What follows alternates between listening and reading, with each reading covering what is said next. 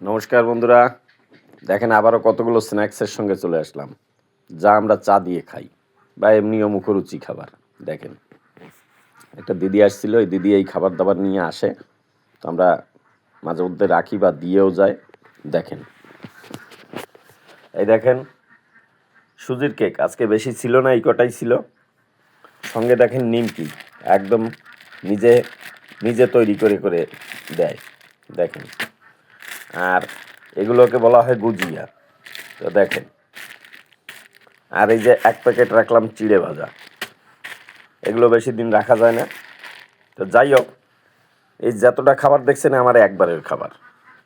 তো বন্ধুরা, ভিডিওটা যদি ভালো লাগে তো অবশ্যই পেজটাকে ফলো দিয়ে পাশে থাকবেন, বেশি বেশি ভালোবাসা দেবেন।